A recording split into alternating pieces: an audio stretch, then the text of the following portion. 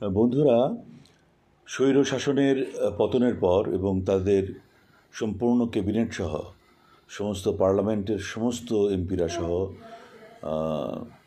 যারা পালিয়েছে বা আত্মগোপন করেছে বা গর্তে লুকিয়েছে, এটা আমাদের জন্য একটা চরম বড় রকমের বিজয় ছিল। গণঅভ্যুত্থানের পর এই বিজয় আমরা বিজয়ের যেই আনন্দ, বিজয়ের যেই চেতনা, বিজয়ের যে উল্লাস উচ্ছ্বাস, এটা আমাদের ধরে রাখার জন্য আমরা আপ্রাণ চেষ্টা করছি। কিন্তু খুব খারাপ লাগছে যখন এই অন্তর্বর্তীকালীন সরকারকে এত শতবার অনুরোধ করার পরও তারা কোনো কিছু রোডম্যাপ দিচ্ছেন না। আমরা জানতে চেয়েছিলাম যে এই অন্তর্বর্তীকালীন সরকারের নিজস্ব একটা রোডম্যাপ দেওয়া হোক। অন্তর্বর্তীকালীন সরকার কোন কোন বিষয়ে রিফর্ম করবেন তার একটা রোডম্যাপ দেওয়া হোক। এবং তারপর আমরা ক্লেম করেছিলাম বা ডিমান্ড করেছিলাম যে এই যে 6টা কমিশন করা হলো, 6টা কমিশন যে রিফর্মগুলো করবে সেই রিফর্মের একটা রোডম্যাপ দেওয়া হোক।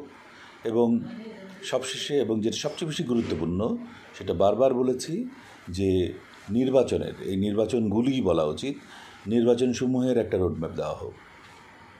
সব কাজই ব্যর্থ হয়েছে, সমস্ত কাজই তারা কোনো কিছুই যেন কর্ণপাত করছেন না। চারিদিকে এত আলোচনা সমালোচনা, তো কেন হচ্ছে সেদিকে মনে হয় তাদের কোনো ভ্রুক্ষেপই নাই।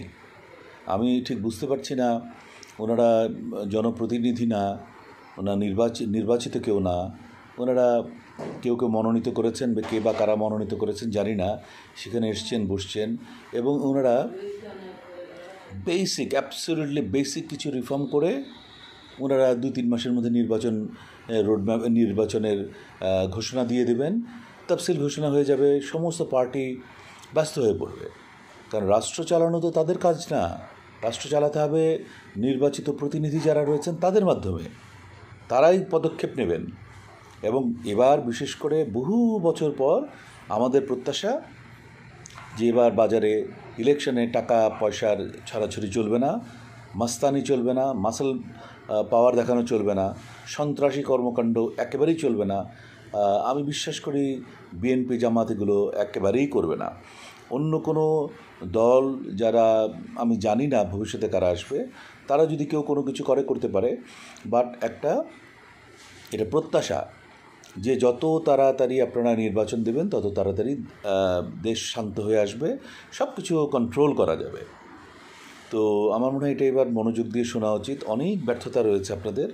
আজকে 47 দিন আপনারা কি করেছেন, কতটুকু করেছেন, নিজেরা প্রশ্ন করলে যখন চেয়ার থেকে বেরিয়ে আসবেন তখন বুঝতে পারবেন যে আপনাদের অ্যাচিভমেন্ট কতটুকু।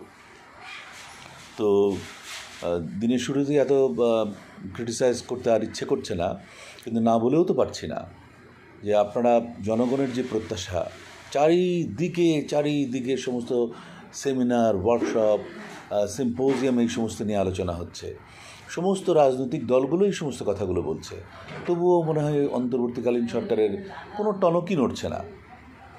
যাই হোক, আপনারা দ্রুততার সাথে কাজ করেন। এই জনগণের, দেশবাসীর, রাজনৈতিক দলগুলোর যে প্রত্যাশা, আপনারা সেটা পূরণ করার চেষ্টা করুন এবং যত তাড়াতাড়ি সম্ভব আপনারা এই 2-1 মাসের মধ্যে ইলেকশন, 1 মাসের মধ্যে আপনারা তফসিল ঘোষণা করুন নির্বাচনের, এবং 2 মাসের মধ্যে 3 মাসের মধ্যে আপনারা নির্বাচন দিয়ে ক্ষমতা হস্তান্তর করে আপনারা চলে যান।